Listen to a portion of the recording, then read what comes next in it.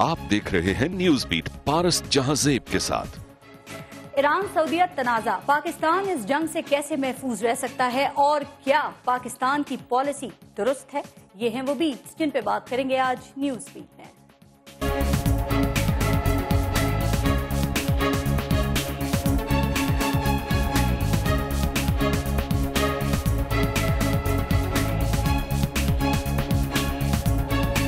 पाकिस्तान अगर इस कोलिशन का हिस्सा बनता है, उसके लिए मुश्किल हो जाता है कि वो जो सालिस का किरदार, वो मुश्किल हो जाएगा अगर हम एक कोलिशन का हिस्सा बने जिसको ईरान ये समझे कि वो ईरान के खिलाफ है।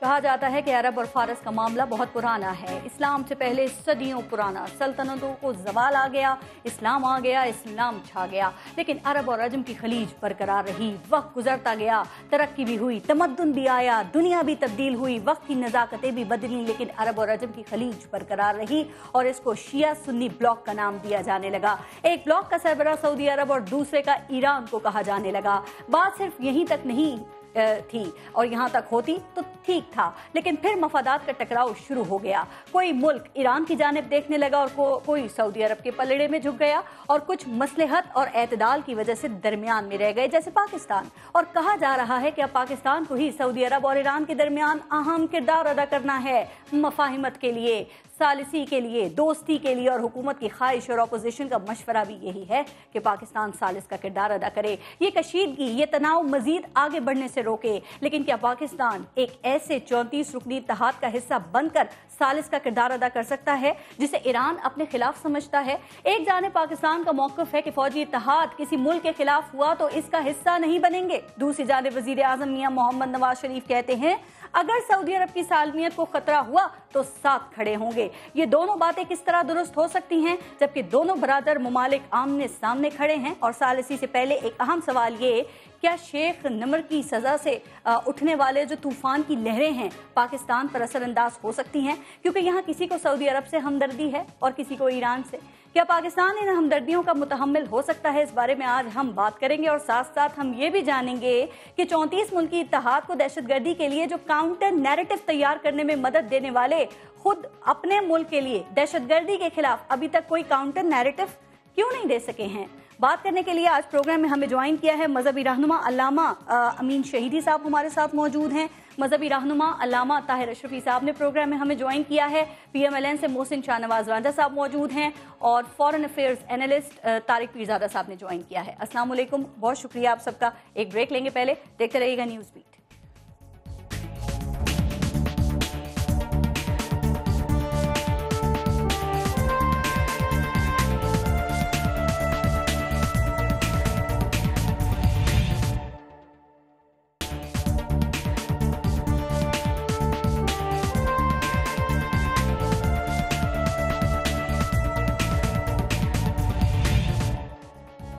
मोहसिन शाहनवाज रांझा साहब, आपसे शुरू करते हैं। सऊदी अरब ईरान तनाज़ा, आपके ख्याल में पाकिस्तान के लिए ये कितना बड़ा चैलेंज है?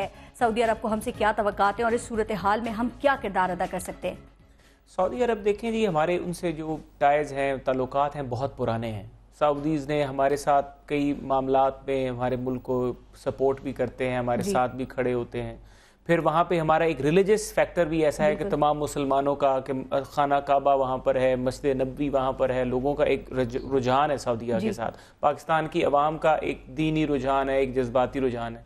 साथ साथ हमारा दूसरा एलिमेंट ये है कि हमारे पास एक अहले तशरीह बहुत बड़ी कम्युनिटी है हमारे मुल्क में। हमें उनके जज्बात को भी आगे रखना होगा, हमें उनकी भी सोच को आगे रखना होगा और हमें यहाँ पे हुकूमत वक्त को हमें एक ऐसी बैलेंस्ड अप्रोच, जिस तरह की हम कह रहे हैं कि हम सालसी का एक किरदार अदा करते हैं, हम इन दोनों ममालिक के बीच में मामलात को बेहतरी की तरफ लेके चलें ताकि मुस्लिम उम्मा जो कि काफ़ी अरसे से, चाहे आज खुल के इख्तलाफ नजर आ रहा है, इस उम्मा का इख्तलाफ जो कि माजी में पहले जरा दबे अल्फाज में इसका जिक्र हो रहा था लेकिन अब खुल के सामने आ रहा है, ये उम्मा का इख्तलाफ खत्म किया जा सकता है। इस तरह चलें, लेकिन इस वक्त हम खड़े कहाँ हैं, ये एक सवाल। और सालिसी की आपने बात की, तो पाकिस्तान की सालिसी आपके ख्याल में क्या दोनों ममालिक के लिए काबिल कबूल होगी? और ثالثی کے لیے ہمارے پاس لاہ عمل کیا ہے؟ چونکہ ٹرکی کو دیکھیں، ٹرکی نے کہا یہ سعودی عرب کا اندرونی معاملہ ہے. کیا رانجھا صاحب ہم یہ نہیں کہہ سکتے یا ہم پہ کچھ پابند ذمہ داریاں عائد ہوتی ہیں؟ دیکھیں ماضی میں جب وہاں پہ یہ شام والا جب یہ سارا سیریا کا ایشو کھڑا ہوا تو پارلیمنٹ میں آیا، فوج بھیجنے والی بات کے اوپر پارلیمنٹ میں ڈسکشن بھی ہوئی ساری یمن والے معاملے پہ، تو وہاں پر ایک سٹینڈ لیا گیا حکومت کی طرف سے بھی اور پارلیمنٹ کی طرف سے بھی، کیونکہ ایک جمہوریت ہے، ایک سسٹم ہے، یہ ایشو بھی ہو سکتا ہے اسی طرح سے پارلیمنٹ میں آئے اور وہاں پہ تمام اس کو اس ہاؤس کے اوپر چھوڑ دیا جائے کہ آپ اس کے اندر رائے دیں. تمام سیاسی جماعتیں پارلیمنٹ میں نہیں آئی، ویسے آپ نے پہلے والی بات کو دیکھیں 34 رکنی اتحاد جو ہے وہ داعش سے ریلیٹڈ ہے. داعش کا سامنا ہمیں پاکستان میں بھی ہے، داعش کی لنکس جو ہیں وہ کہیں سے ہمیں القاعدہ سے بھی ملتے نظر آ رہے ہیں، کہیں سے طالبان کے سے بھی ملتے. جو لوگ طالبان اور یہاں سے ہو چکے ہیں، ڈس اپوائنٹ ہو چکے ہیں القاعدہ سے، وہ اب داعش میں ریکروٹ ہوتے ہوئے نظر آ رہے ہیں.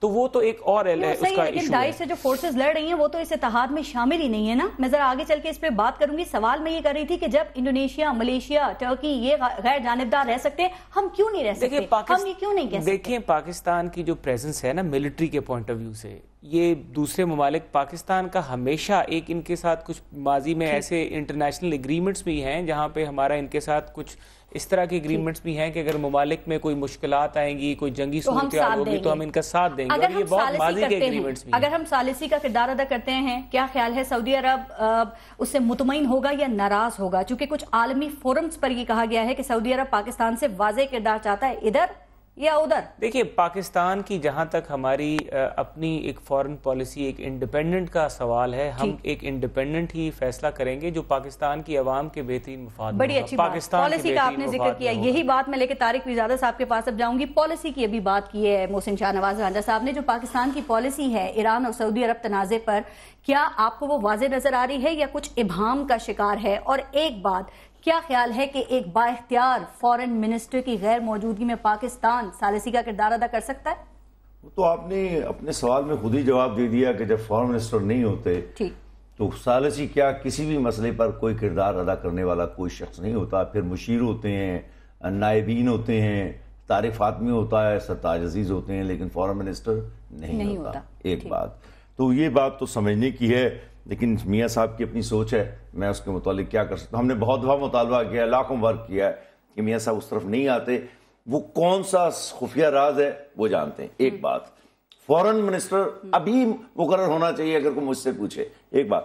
دوسری بات، میں ذرا تھوڑا سا اس کو ذرا سی گفتگو کو اوپر لے جاتے ہیں اور ریاستوں کے مفادات سے ذرا کے حوالے سے بات کر لیتے ہیں.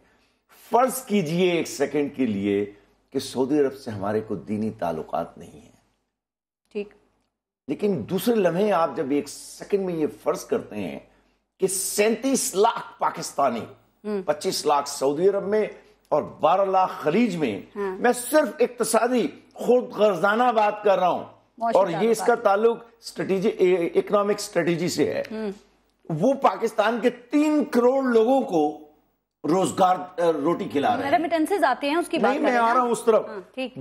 19 ارب ڈالر میں سے 12 ارب، یہ صرف میں اس کی بات کر رہا ہوں اکنامکس کی، ہمیں کوئی اور کسی سے تعلق نہیں ہے. 12 ارب ڈالر کے قریب 19 میں سے سعودی عرب اور خلیج سے آتے ہیں. پاکستان کے دنیا میں جو 70 لاکھ 75 لاکھ لوگ ہیں ان میں سے آدھے لوگ یہی کام کرتے ہیں. میں آپ کو یہ بات کہنا چاہ رہا ہوں کہ آپ ملکوں کے مفادات کے تصادم میں اپنے مفاد کو نہ بھول جائیں. لیکن ابھی جو آپ بات کر رہے تھے وہ ڈالرز کا، کچھ تو ڈالرز کا بھی تو حق ادا کرنا پڑتا ہے نا، سستے تیل کا بھی تو کچھ حق ادا کرنا پڑتا ہے. نہیں، وہ بات اس طرح نہیں ہے. سعودی عرب کے ساتھ جو ہمارا ڈیفنس کا اور دوسرے معاملات کا تعلق ہے نا، وہ سعودی عرب کے دفاع کے متعلق ہے کہ اگر سعودی عرب پر کبھی حملہ ہوا تو ہم اس کے ساتھ کھڑے ہوں گے. ایران سعودی عرب پر حملہ نہیں کرے گا، میں آپ کو آج بتا دیتا ہوں. یہ بات میاں صاحب نے بھی کی ہے. نہیں، یہ بات میاں صاحب نے کہی ہے، لیکن جس زور سے میں کہہ رہا ہوں کبھی ذرا اس زور سے کوئی کہے تو ذرا بات. پاکستان کیا اس پوزیشن میں ہے چونکہ ایک جانب ایران ہے، دوسری جانب سعودی عرب ہے، ایک سے ہماری سرحدیں ملتی ہیں، دوسرا ہمارا اسٹریٹجک پارٹنر ہے، پھر معاشی مفادات بھی ہیں. ذرا سا تھوڑا سا اس کہتے ہیں اہمیت سے گھٹا رہی ہیں اس بات کی. دیکھیں فرض بات یہ ہے، آپ کی جس ملک سے جیسے تعلقات ہوتے ہیں نا، آپ اس کو ویسے نبھاتے ہیں اور وہاں آپ آئیں بائیں شائیں نہیں کیا کرتے. اگر آپ کے سعودی عرب سے اقتصادی تعلقات ہیں، فوجی تعلقات ہیں اس پر قائم رہیں. آپ نے یمن کے مسئلے پر بھی یہ کہا تھا کہ اگر آپ پر حملہ ہوا تو ہم آپ کے ساتھ ہیں. ابھی chief of the army staff اور عادل جبیر سیدھے ان کے پاس گئے ہیں کیونکہ پاکستان میں ایک طاقت کا مرکز تو ہے نا. میں آ رہا ہوں ذرا اس طرف. اب کہانی یہ ہے کہ جو ایران کا مسئلہ ہے نا وہ یہ ہے کہ تھوڑا سا میرے نزدیک ایرانی حکومت نے، اب میں حکومت کی بات کر رہا ہوں، مجھے اور کسی سے غرض نہیں ہے، اس رد عمل میں تھوڑی سی غلطی کی ہے. اور وہ یہ ہے کہ درست ہے کہ وہاں پھانسیاں ہوئیں، جو کچھ بھی ہوا، لیکن آپ اس کا مسئلے کو سفارتی سطح پر اٹھاتے ہیں دوسرے ملکوں کے ساتھ. جب آپ اس کو بین الاقوامی سطح پر اٹھا کر مثلا جیسے کہ حج کے موقع پر ہوا، بہت تلخی ہوئی. وہ ایران کہہ رہا ہے ہم تحقیقات کر رہے ہیں اور ہم بتا دیں گے کہ اس پر سازش کی ہے. ابھی عمران جو ہے، میں ذرا عمران کے متعلق ایک بات کرنا چاہتا ہوں یہاں پہ. مجھے یہ سمجھ نہیں آئی کچھ عمران کے متعلق کہ یہ کون سی خارجہ پالیسی کا کارنامہ ہے جو انہوں نے آج انجام دیا ہے.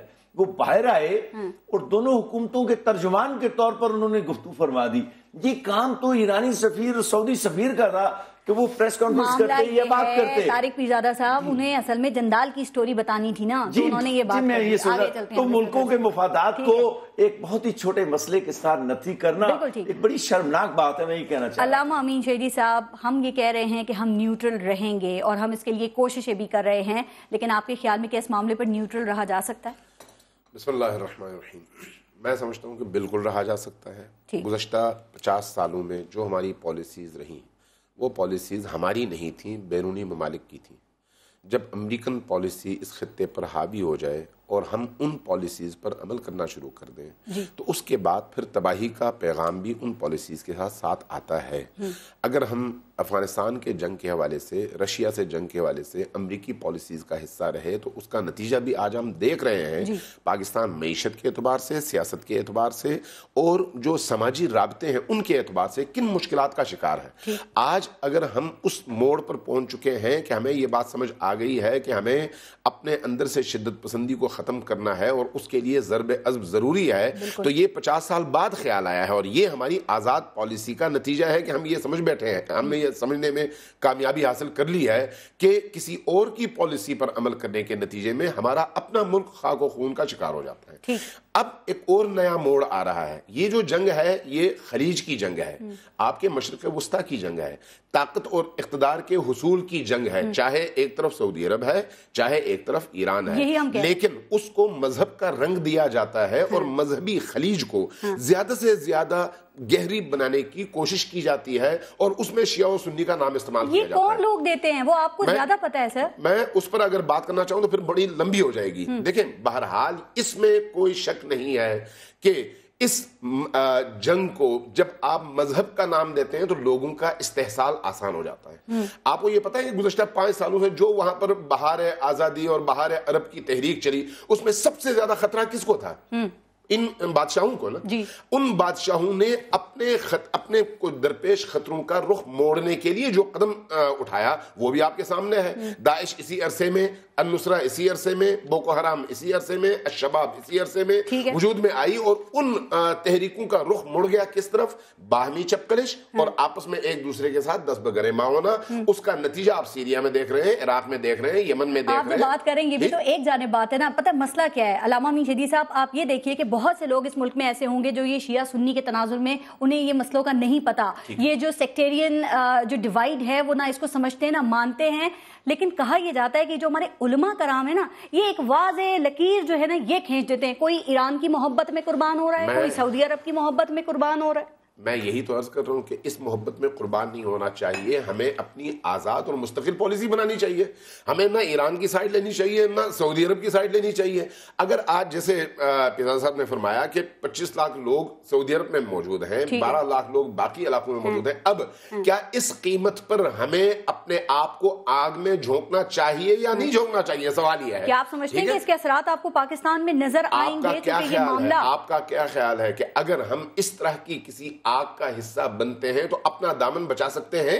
یہ آگ جب نہیں بچا سکتے تو یہ تو عقل کہتی ہے، پوری دنیا دیکھ رہی ہے. آپ یہ دیکھ لیں انڈونیشیا نے انکار کر دیا، کیوں انکار کیا؟ ملیشیا نے انکار کر دیا، کیوں انکار کر دیا؟ مصر والے خود جو ہیں پریشان اور تذبذب، جبکہ مصر والوں کو ابھی گزشتہ ہفتے انہوں نے کہا کہ آپ کو 5 سال کا تیل ہم فری دیتے ہیں، آپ کے علم میں ہے نا، اور یہ آپ کے میڈیا میں بھی آیا اور انٹرنیشنل میڈیا میں بھی آیا، لیکن اس کے باوجود وہ تذبذب کا شکار کہ ہم اس کا حصہ بنے یا نہ بنے.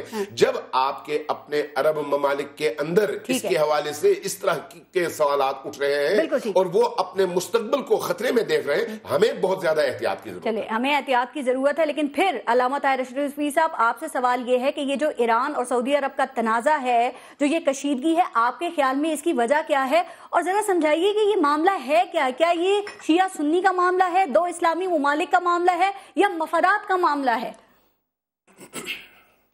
بسم اللہ الرحمن الرحیم. یہ جو آپ نے آخری جملہ کہا ہے نا، یہ وہ معاملہ ہے، مفادات کا معاملہ ہے. بات یہ ہے کہ یہ جو عرب انقلاب شروع ہوا، اس عرب انقلاب کے اندر آپ دیکھیے کہ کہاں کہاں جو تبدیلیاں لائی گئیں، اور اس کے نتیجے میں عرب دنیا جس طرح تباہ ہوئی، اور پھر اس کے نتیجے کے اندر ایران نے اپنی مداخلت شروع کی، عرب ممالک نے کچھ تنظیموں پہ ہاتھ رکھا، اور آج جو ہے یہ تنازع یہ نہیں ہے کہ یہ ایک شخص کو سزا دی گئی ہے اور اس کے جواب میں امبیسی جلی ہے. تنازع اب یہ آ گیا ہے کہ جناب والا یہ جو مداخلتیں ہیں یمن سے لے کر شام تک، یہ مداخلتیں بند ہونی چاہیے. اس کا علاج سعودی عرب نے یہ کیا کہ انہوں نے کہا کہ ہم تو داعش ہو اور جی دونوں طرف سے.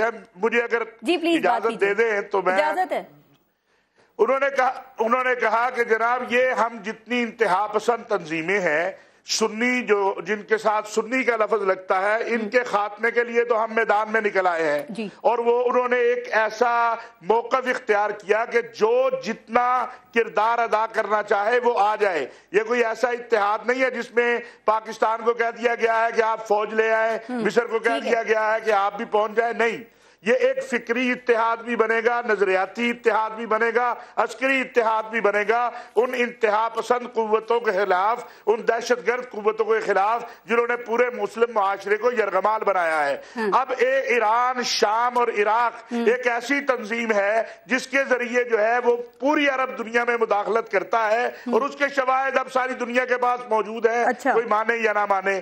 اب اگر ایران بھی آگے کھڑا ہو جائے اور کہے کہ بالکل ٹھیک بات ہے، یہ جو مداخلتیں ہو رہی ہیں ہم بھی اس کے اوپر تیار ہیں، تو یہ معاملہ آسان ہو جائے گا.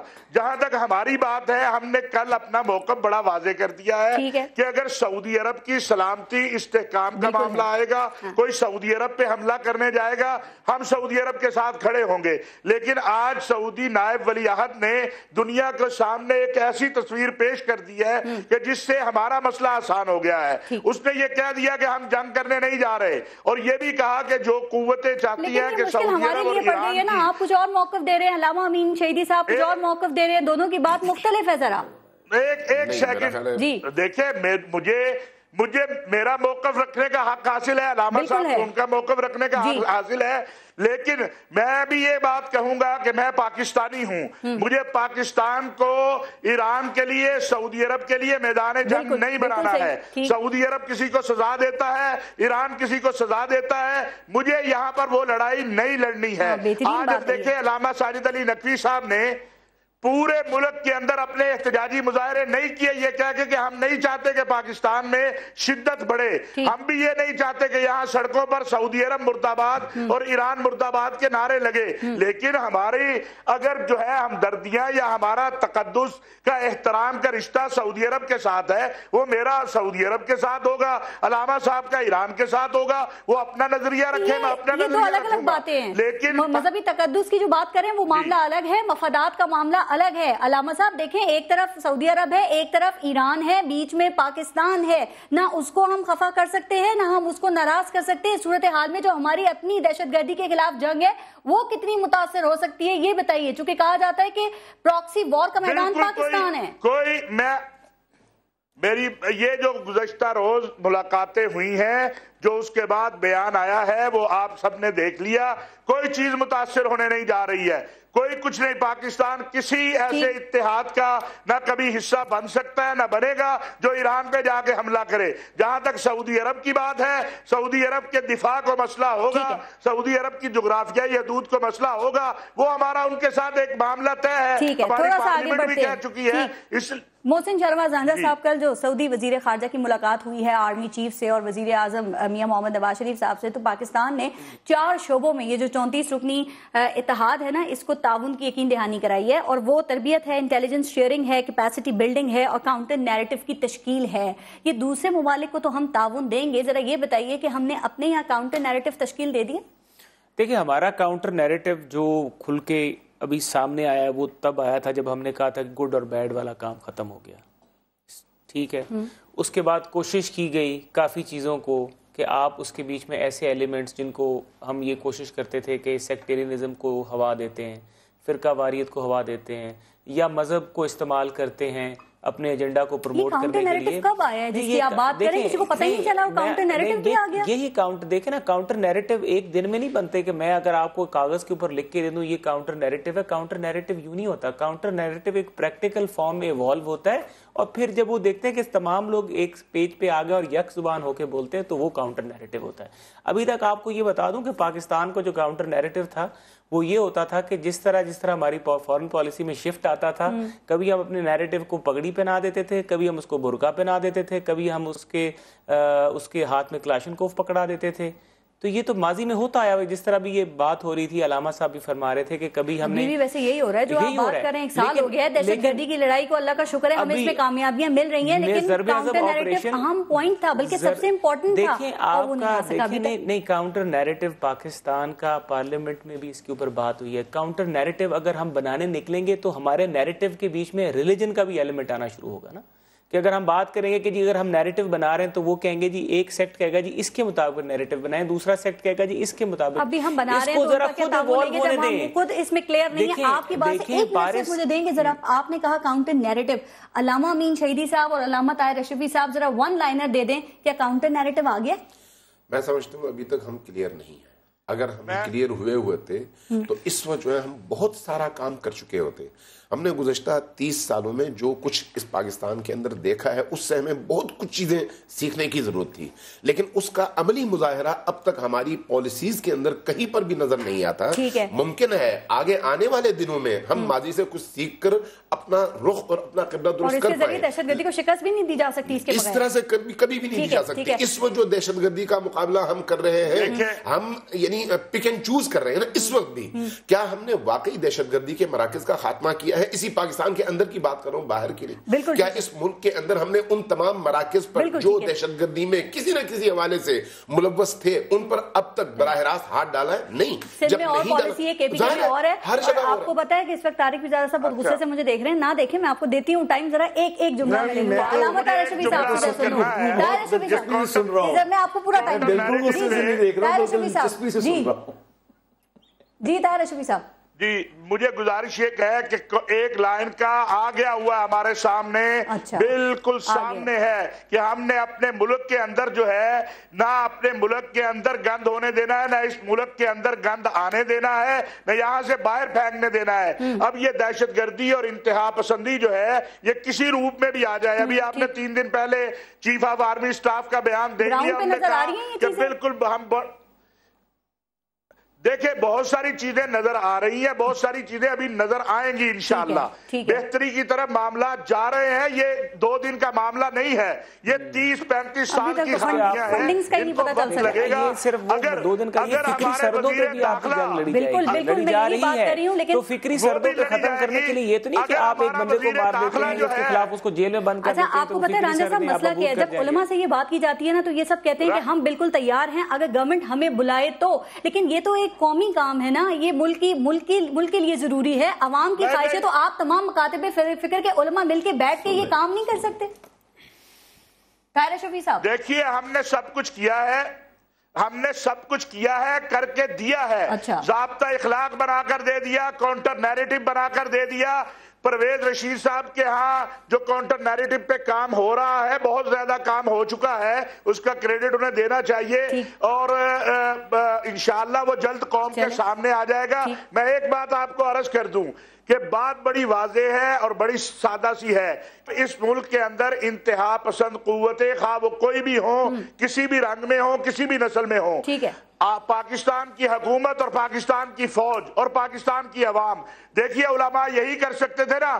آپ نے کہا مدرسہ رجسٹریشن پنجاب کے اندر 13,000 مدارس، نہ صرف یہ کہ ان کی مکمل تفصیلات جو ہے مدارس میں بات کریں وہاں چلی جائے گی، میں ذرا دوبارہ ٹاپک پہ آ جاتے ہیں۔ بالکل ٹھیک ہے، جو بات کر رہے تھے طارق پیرزادہ صاحب، یہ جو 34 رکنی اتحاد ہے جس کی ابھی ہم بات کر رہے تھے، اب حکومت میں اس میں شامل ہو کے یہ واضح کر دیا نا کہ ہم کس بلاک میں ہیں، تو آپ اس حوالے سے کیا کہیں گے؟ اور دوسری بات یہ کہ کیا اس میں ایران کی شمولیت کے حوالے سے بات کر کے ثالثی کا کردار نہیں ادا کرنا چاہیے؟ نہیں، میں اس کو جواب دیتا ہوں۔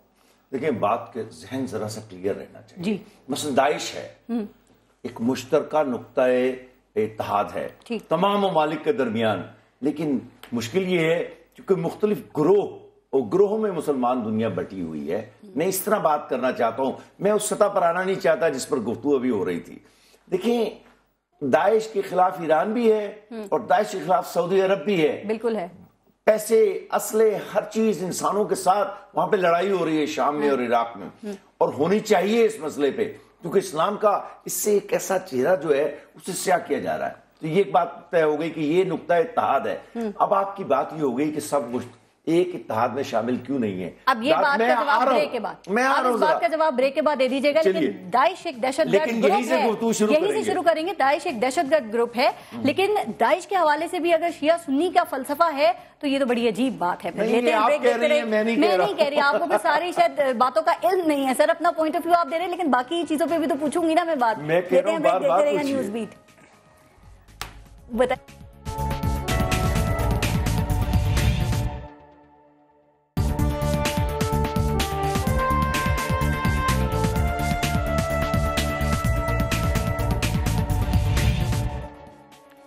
اچھا طارق پیرزادہ صاحب، بریک سے پہلے جو آپ بات کر رہے تھے بتائیے پھر ریاستوں کا تصادم ہے کیوں، اور پاکستان کس طرح اپنے اسلامی، عالمی اور جو ہماری مالیاتی مفادات ہیں انہیں کیسے محفوظ رکھ سکتا ہے؟ دیکھیے، میں نے پہلے وجہ بیان کر دی تھی کہ آپ نے اپنے مالیاتی مفادات کا تحفظ کیسے کرنا ہے، اس پر میں بالکل واضح ہوں، اور میں نے یہ کہا تھا کہ آپ فرض کر لیں کہ سعودی عرب کو سے ہمارا کوئی دینی رشتہ نہیں ہے، اس کے بعد اگر آپ یہ اس صورتحال کا سامنا ہوتا تو ان 37 لاکھ لوگوں کا آپ کیا کرتے؟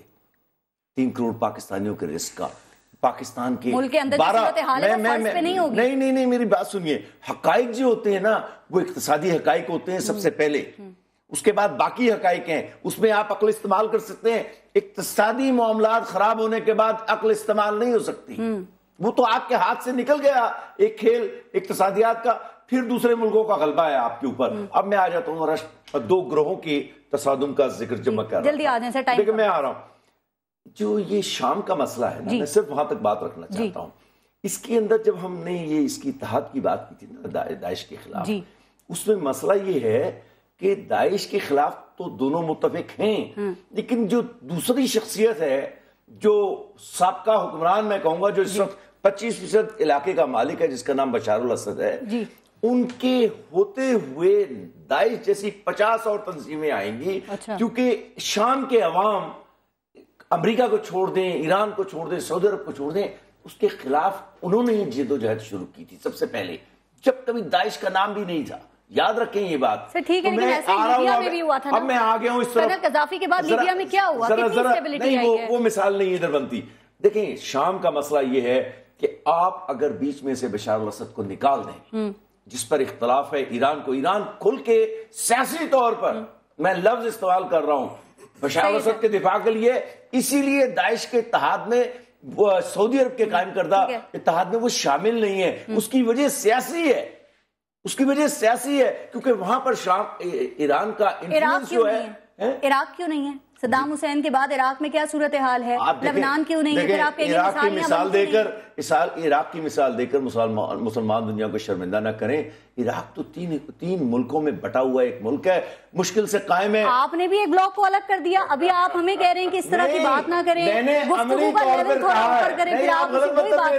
میں نے کہا عملی طور پر قائم ہے, ایک لفظ کے سارے قائم زندہ ہے. اوکے, محسن شاہنواز رانجھا صاحب, طارق پیرزادہ نے ذکر کیا اپنی گفتگو میں داعش کا, تو میں اب آپ سے پوچھ رہی ہوں کیا پاکستان میں داعش ہے؟ کیا پاکستان سے لوگ داعش میں جا رہے ہیں یا نہیں جا رہے ہیں؟ ہماری حکومت کے پاس, محکمہ داخلہ کے پاس کیا اطلاعات ہیں اس حوالے سے؟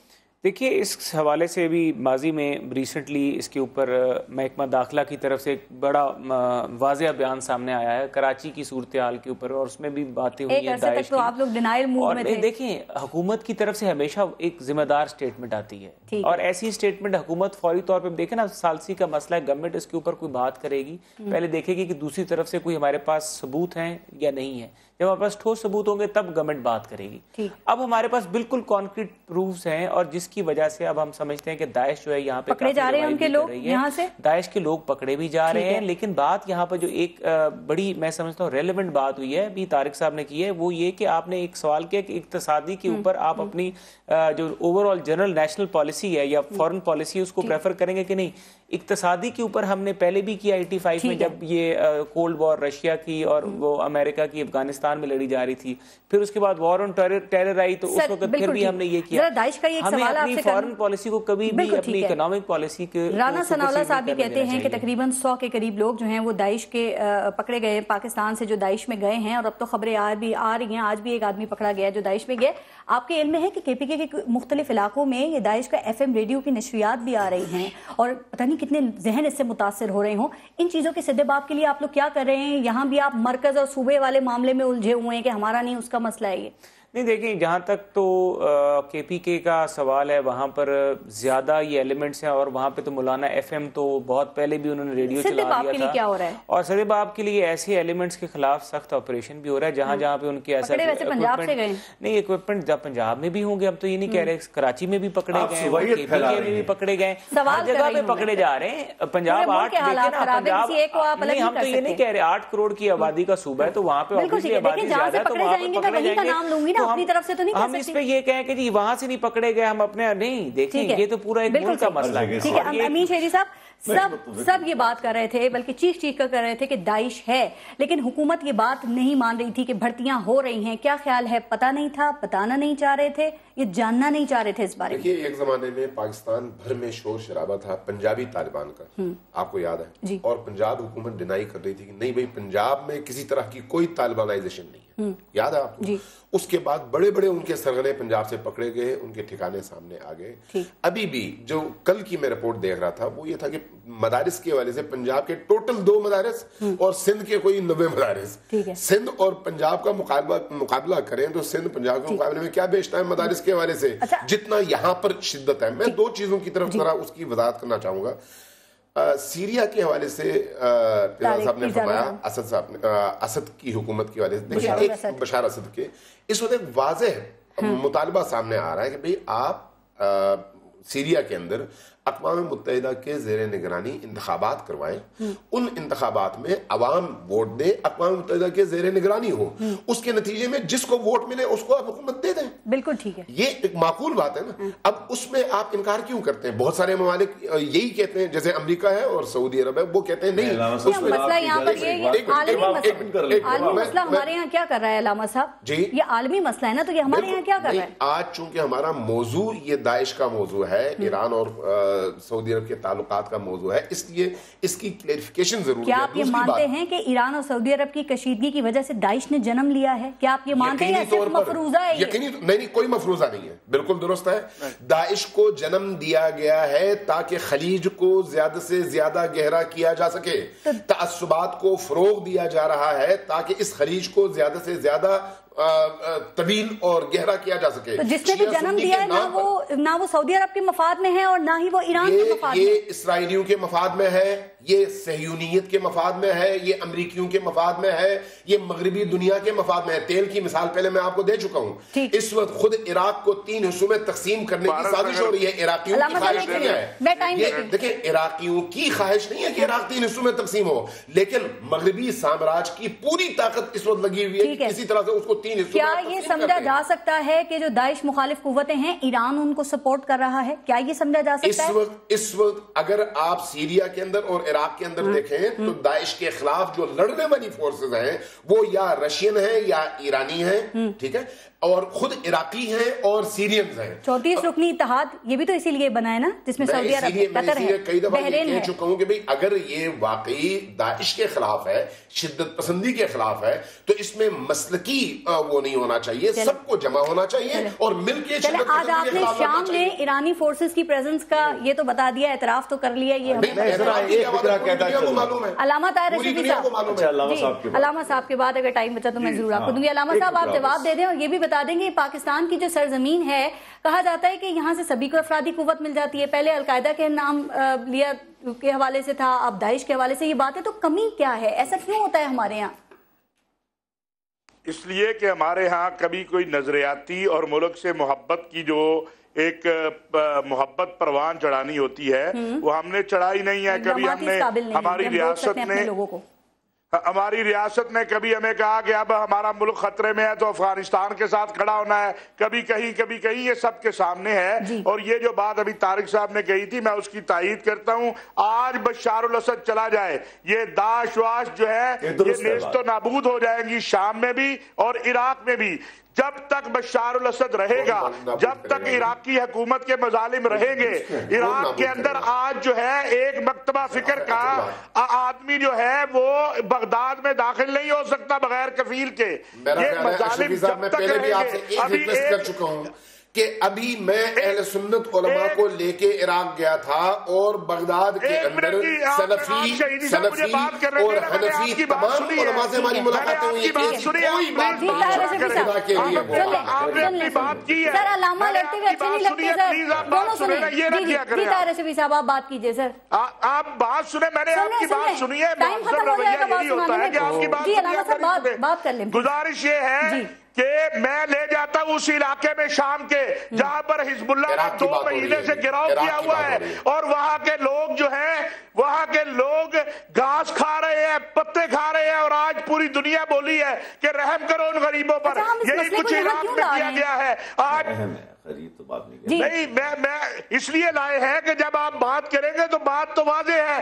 داعش جیسے فتنے اس لیے جنم لیتے ہیں کہ جب بشار الاسد جیسے ظالم پیدا ہوتے ہیں. اگر داعش جو ہے الحمدللہ پاکستان علماء کونسل کو یہ اعزاز حاصل ہے کہ دنیا اسلام میں پہلی تنظیم ہے جس نے 2 سال پہلے داعش کے خلاف فتوے دیا ہے. لیکن جب بشار الاسد کے مظالم ہوں گے تو داعش بنتی رہے گی. سر پروگرام ختم ہونے آیا, آخری بات کریں. بلکہ 2 فکرے جلدی. پاکستان میں داعش کے جن لوگوں کا نام لے رہی ہیں آپ, وہ داعش کے لوگ نہیں بلکہ داعش کی نظریات سے متاثر ہونے والے معصوم سے لوگ ہیں یا کچھ تھوڑے سے دوسرے لوگ ہیں. میں دونوں باتیں کر دیتا ہوں. ایک بات. دوسری بات, جہاں تک شام کا مسئلہ ہے اس میں کوئی شبہ نہیں ہے کہ وجہ تصادم جو ہے وہ بشار الاسد ہے. بشار الاسد کا جانا ٹھہر گیا ہے. اب وہ مزید 3 لاکھ شامیوں کی لاش پر جائے یا اس سے پہلے جائے, یہ بات ہے. پاکستان میں امن ہونا چاہیے. پاکستان کا کوئی تعلق نہیں ہے جھگڑے سے, آپ آرام سے بیٹھیے. بہت شکریہ. اپنا اپنے ملک کا خیال رکھیے. پارس جہاں سے کو اجازت دیجیے. اللہ نے کے بعد.